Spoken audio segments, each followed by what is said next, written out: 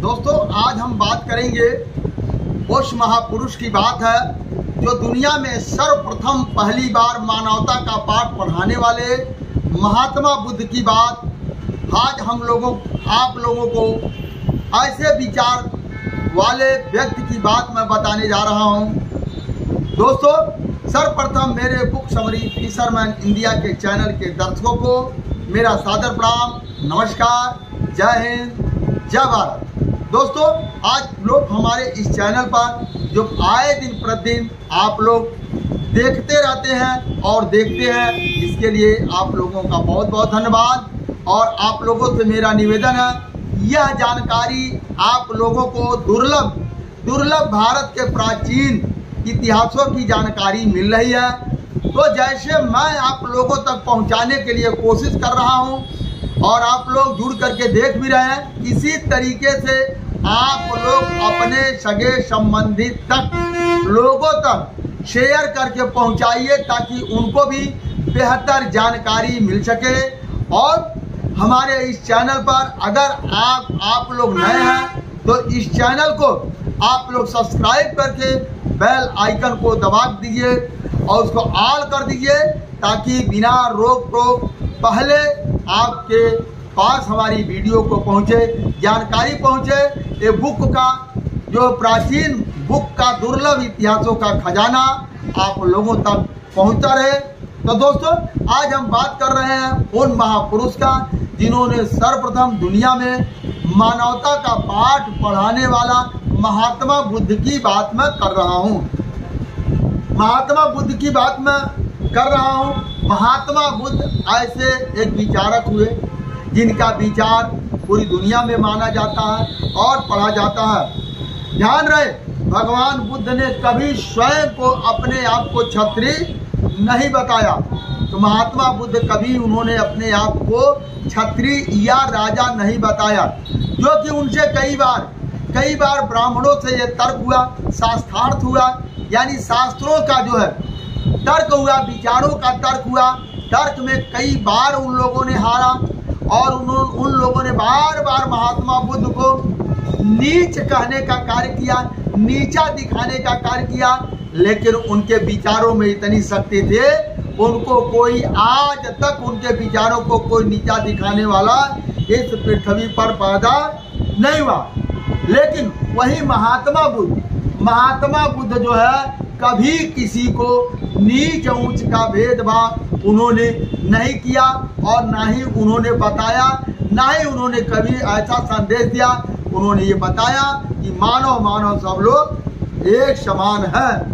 इसके विपरीत बुद्ध उस समय आम आदमी की बोली बोल रहे थे कि सब लोग, पूरी दुनिया में सब लोग एक समान हैं और एक जैसे हैं, कोई अलग नहीं है, कोई नीचा ऊंचा नहीं है, क्योंकि उस टाइम कोई जाति व्यवस्था भारत के अंदर नहीं थी।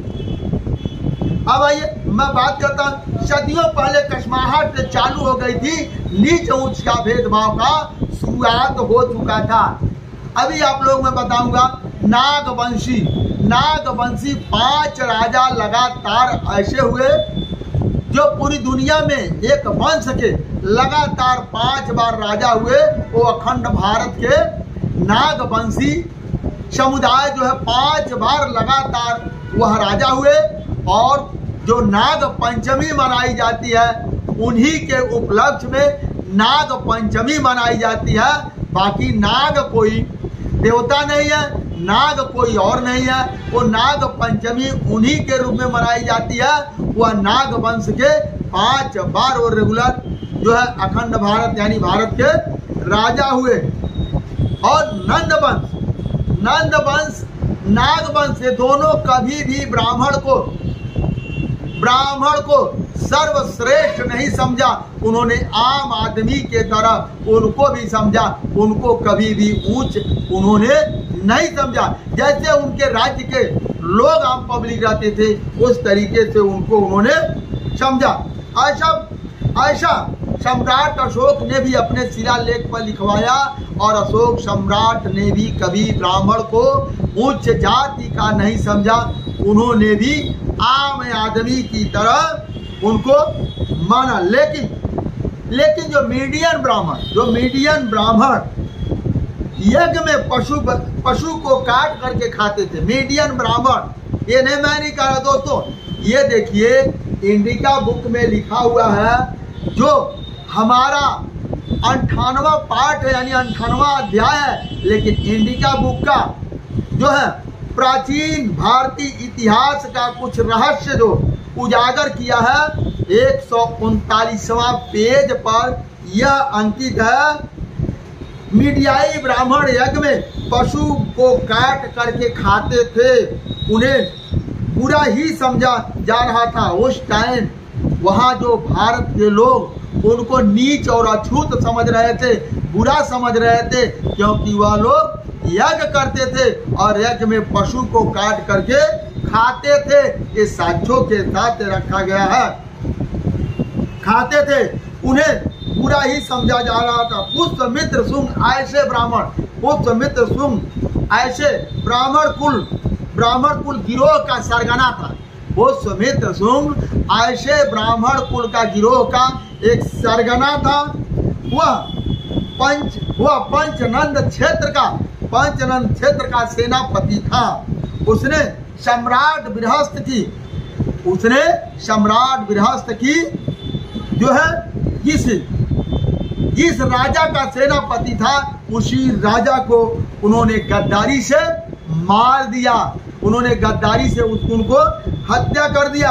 हत्या करके स्वयं की राजगद्दी पर बैठ गया। भारत का नक्शा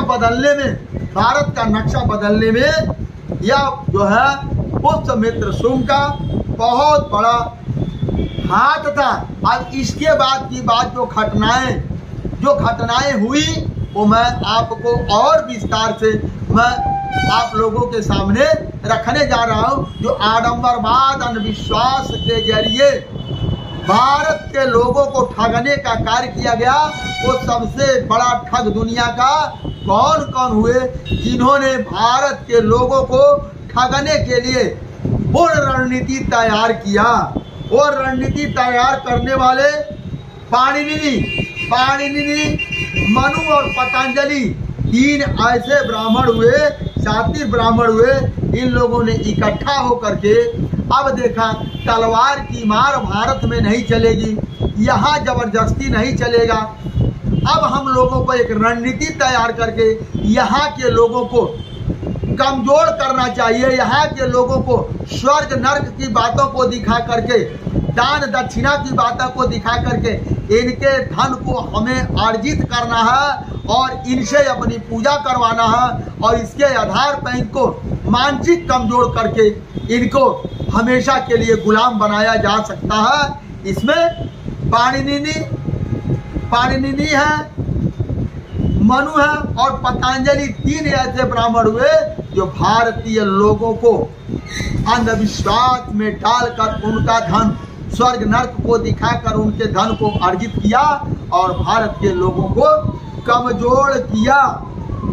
अब ध्यान देने वाली बात है, यहाँ पर जाति व्यवस्था इन लोगों ने, तीनों लोगों ने अपने अपने किताबों में जाति व्यवस्थाओं को फिट किया और अलग अलग नीच ऊंच छुआछूत का इन लोगों ने भेदभाव भारतीय जनता के, भारत के मूल निवासी के अंदर डालने का इन लोगों ने कार्य को बखूबी निभाया।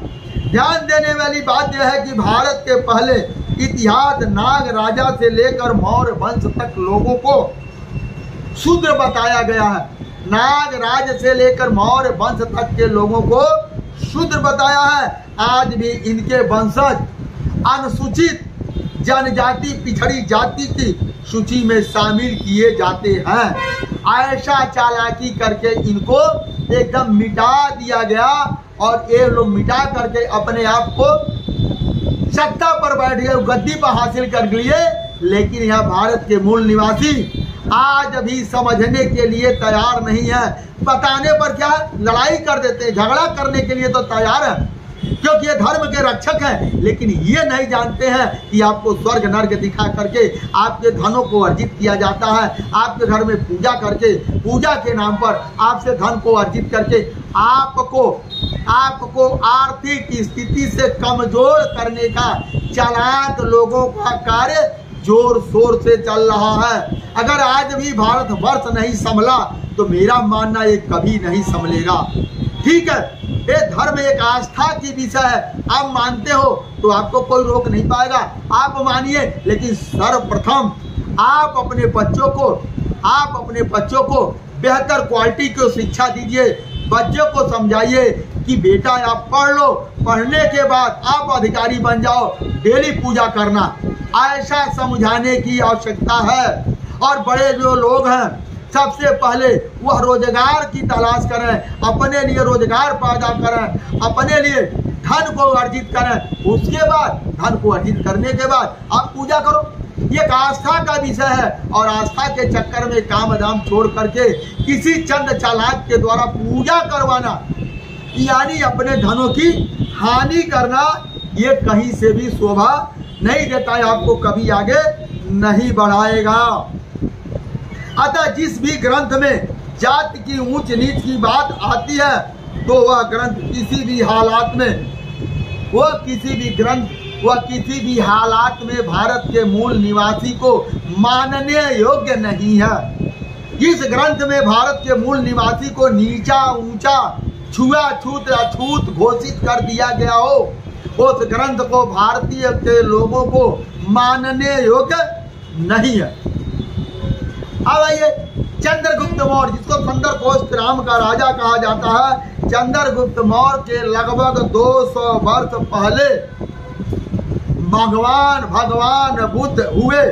उन्होंने कभी भी ब्राह्मण को ऊंच नहीं कहा, क्योंकि उनका तर्क होता था हमेशा वो जो है ब्राह्मण को उस जगह पर रखा, कभी भी उन्होंने ऊंच नहीं कहा। यहाँ तक कि अशोक सम्राट अपने शिलालेख में भी लिखवाया कि ब्राह्मण एक आम आदमी के जैसे ऊंच नहीं है, लेकिन जो लोग अच्छा कार्य करते हैं, चाहे उन्होंने जाति नहीं लिखा, ब्राह्मण नहीं लिखा, उन्होंने ये लिखा जो लोग अच्छा कार्य करते हैं उन लोगों को जैसे बुद्ध को भिक्षा दिया जाता है उसी तरीके से बुद्ध को जो भिक्षा दिया जाए उसी तरीके से उन लोगों को भिक्षा दिया जाए।